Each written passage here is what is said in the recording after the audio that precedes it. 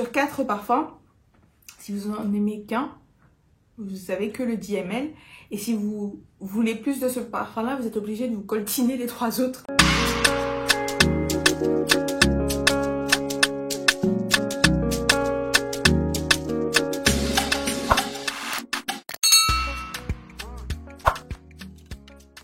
Bonjour à toutes et à tous, bienvenue ou re-bienvenue sur ma chaîne. Je suis Iman et aujourd'hui, on se retrouve pour une vidéo que j'ai vraiment hâte de vous faire. C'est l'unboxing slash premières impressions de ce kit Kayali Vacay in a Bottle. C'est vraiment, vous pouvez voir, je n'ai pas ouvert, c'est vraiment mes impressions à chaud. On va l'ouvrir ensemble et j'ai reçu il n'y a même pas 24 heures. C'est pour vous dire, je vais vraiment vous faire qu'on découvre tout ça ensemble, découvre si c'est vraiment, si la hype est méritée. Parce qu'on a vu partout, je crois que là récemment, les influenceurs ont commencé à recevoir des kits de voyage avec un joli sac, de plage, une serviette, etc. et le kit en plus. C'est une première pour Kayali, ce genre de coffret, dans le sens où ils ont eu, il y a un coffret, d'ailleurs c'est le premier truc que j'ai acheté de la marque, il y avait un coffret avec Elixir, Vanilla 28, Musk et Citrus, qui était sorti en 2020. Mais c'était un coffret, c'était des parfums qui existaient en format normal et ils avaient fait un coffret découverte. Là, c'est un coffret découverte et il n'y a pas d'autre taille du parfum. Mais il y a des échantillons, mais il n'y a pas de 50 ou de 100 ml si vous voulez essayer. Vous n'avez que ce choix-là. Après, c'est à double tranchant pour moi parce que sur 4 parfums, si vous en aimez qu'un, vous avez que le 10 ml. Et si vous voulez plus de ce parfum-là, vous êtes obligé de vous coltiner les 3 autres en achetant un autre coffret, clairement. Et de ce que j'ai pu voir, je crois que j'ai vu personne qui aime les 4. Voilà. Après, financièrement, économiquement, d'un point de vue business, c'est hyper intéressant parce que je crois que ça, j'ai payé une centaine d'euros pour 40 ml. Donc, vous voyez quand même que c'est très avantageux côté business. Après, c'est c'est clairement une sortie pour les collectionneurs ou pour les grands fans de Kayali. Une personne normale, entre guillemets, n'achèterait pas ça, à mon avis. Bon, donc on va passer sur ça très vite. Juste avant de commencer, comme d'habitude, mettez-moi en commentaire votre senteur du jour. Ma senteur du jour.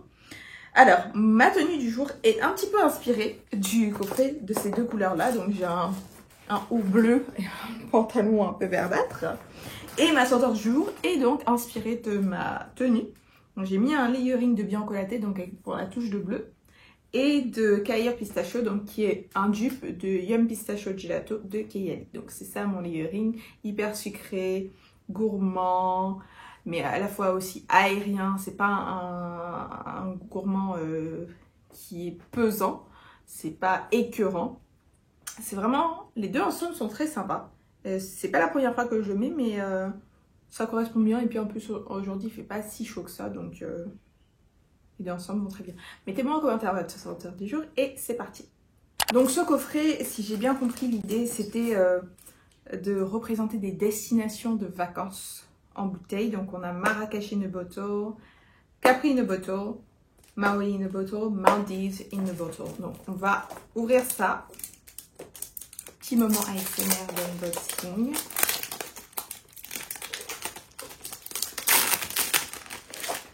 C'est vrai que la forme a changé sur l'autre coffret que j'avais. C'était le coffret avait la forme des flacons. Donc cette forme-là.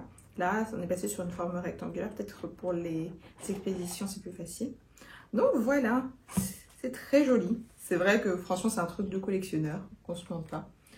Donc, on va commencer par Marrakech. Et du coup, ce que j'ai fait, bien sûr, comme je suis déjà parfumée et que c'est vraiment que mes premières impressions, j'ai pris des petites...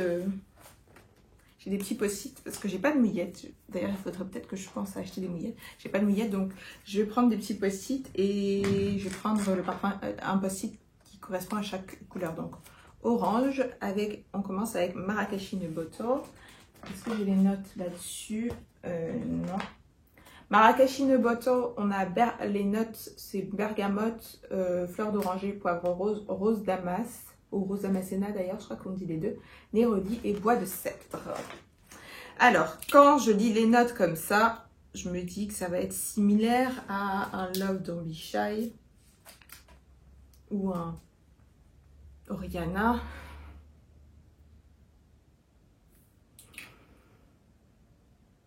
Et oui, je trouve que ça fait... Après, je suis jamais... Je vais dire, je trouve que ça fait très Marrakech. Je suis jamais à la Marrakech. Mais si je me représentais Marrakech en bouteille, ce serait ça. La fleur d'oranger, le néroli sont bien présents et on a un côté épicé. C'est du poivre, il me semble. Il faut que je vérifie, mais je crois bien que c'est du poivre. Oui, poivre rose. Et la rose. Et la rose et la fleur d'oranger... Pour moi, c'est très typique. Il n'y a pas longtemps, j'étais en Tunisie. Et voilà, ça me rappelle un peu ça. En fait, ça me fait penser... Et je fais de temps en temps, vous prenez du jus d'orange et vous mettez du sirop de fleur d'oranger et un peu de sirop de rose. J'adore faire ça. Et c'est vraiment ça que je sens là. Et oui, à la base, j'aurais pensé à un Love Don't Be Shy ou à un Oriana. Mais c'est beaucoup moins sucré, beaucoup moins fluffy. Là, c'est vraiment, la star, c'est vraiment la fleur d'oranger. C'est pas le côté sucré. C'est pas, je ne dirais pas que ça, c'est un gourmand. Mais c'est très sympathique. J'aime bien. Ça m'est resté sur les doigts. Numéro 2, c'est Capri in a Bottle. Donc là,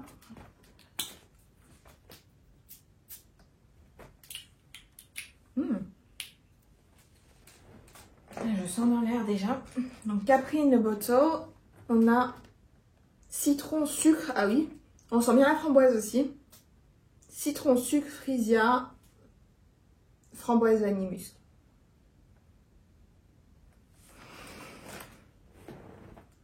Ça me fait presque penser à Musc 12 donc de Kayali, auquel vous rajouteriez du citron ou que vous mélangez peut-être à quelque chose comme dévotion. Beaucoup disent que ça sent comme le parfum de Jackie Aina de sa collection parce qu'elle a sorti une collection avec 4 parfums et il y en a un qui est au citron. Apparemment c'est très similaire. Là, je crois que le citron me fait limite penser même à Annie. Mais en beaucoup plus frais et léger, bien sûr. Annie, c'est beaucoup plus corsé, beaucoup plus boisé, beaucoup plus épicé. Là, il n'y a pas de note épicée. Non, il n'y a pas du tout de note épicée. Il est très sympa aussi. Après, il n'est pas vraiment unique. Qu'on se dise la vérité.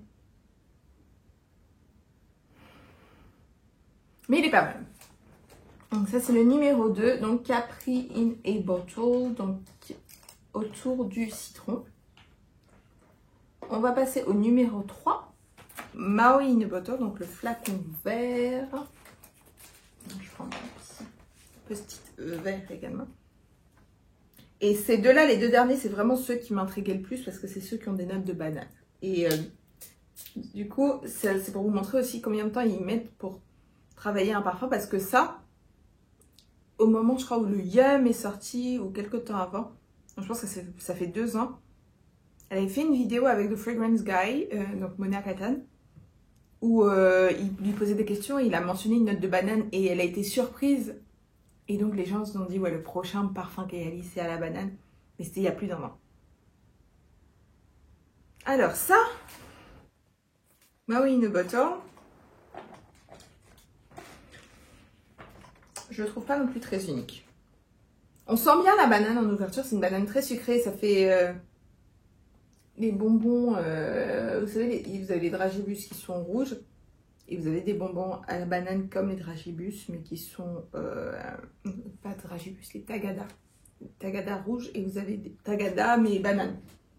Donc c'est un peu ça que je sens en sweet banana. Il y a de la poire, crème de coco, jasmin, bois de santal et vanille.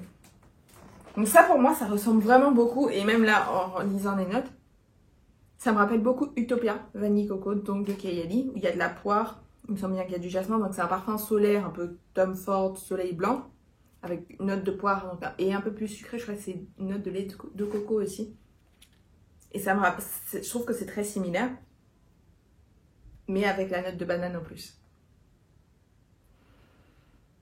Donc je me dis que ça, si vous aimez justement ces ambiances Tom Ford Soleil Blanc, etc., et que vous vouliez quelque chose de plus unique, ça correspondrait. C'est très sympa, c'est un peu plus gourmand, c'est un peu plus gourmand que le Utopia. Le Utopia est peut-être un peu plus solaire. Et c'est très sympa, ça sent vraiment les vacances. Les deux autres, moins, pour moi, ça, c'est l'odeur des vacances. Je ferme mes yeux, je suis sur une plage, j'ai mis de la crème solaire, je suis au bord de la mer, j'ai un petit cocktail, ou une noix de coco. Ça, c'est pas mal. Pour le moment, je crois que c'est mon préféré. Et donc, on va passer au dernier. Le Marrakech, il est resté sur mes doigts. La fleur d'oranger est vraiment très forte. Dernier, on a Maldives in a Bottle, donc le flacon bleu. Très beau ce flacon. Les flacons sont très sympas. Ouh. Oula. Je crois qu'il y a une note de romarin dans ça. C'est ça, romarin, citron sauvage, carambole, fleur de bananier, ylang-ylang et lait de coco. Alors là, je suis un peu plus perplexe. Ça, pour le coup, ça fait limite eau de Cologne pour homme, parfum homme. Je pense que c'est le romarin. Là, après, je pense que je n'ai jamais senti du romarin en parfum. Ça, je pense que c'est quand même vraiment unique. On sent quand même la fleur de banane. En fait, c'est une dualité entre un parfum frais, masculin, et un parfum un peu comme Maui in a Bottle, donc plus solaire, vacances, plage. C'est comme si vous étiez à la plage, mais que vous aviez presque le nez dans les arbres. Il y a quelque chose de très vert. Et il y a presque un truc épicé. J'ai presque l'impression de sentir du gingembre. Je sais pas si vous avez déjà râpé du gingembre, j'ai presque l'impression de sentir ça. Après, c'est pas listé dans les notes, mais c'est une impression que j'ai. Je sais pas si c'est le romarin qui fait ce côté épicé. Qu'est-ce que ça pourrait être? Non, pas la carambole peut-être, je sais pas. C'est très intéressant. Alors, bon, je remonte les flacons. Et si je fais mon classement, donnez-moi 5 minutes, je ressens tout ça et je reviens pour vous donner mon classement. Alors c'est bon, j'ai pu faire mon classement et peut-être que par rapport à ce que j'ai pu voir comme retour, globalement, je trouve que c'est une belle collection. Je sais que beaucoup de gens disaient il y en a vraiment un ou deux qui valent la peine. Disons que je suis agréablement surprise. Après, oui, il y en a qui sont un peu moins originaux que d'autres, qui tombent vraiment dans le côté vacances, ce qu'on attend de ce coffret-là. Mais je me dis que elle va pas nous faire un coffret avec une bottle et ne pas mettre les parfums un peu solaires, même si c'est vrai qu'il y a déjà, par exemple, Utopia qui est un peu dans cette famille-là, ou quelque chose comme Déjà Vu, White Flower, peut-être aussi, il y a des similitudes. Donc, attendez, dites-moi si vous pouvez deviner mon classement. Donc, de 4 à 1. Je vous laisse 1, 2, 3, 4, 5. Mettez-moi en commentaire mon classement de 4 à 1. Donc, quatrième, ça va peut-être vous surprendre parce que, en général, justement, je pense que c'est celui qui plaît le plus. C'est celui que j'ai vu le mieux noter en tout cas. Mais pour moi, en quatrième, je mettrais Capri in a Bottle. Il est sympa.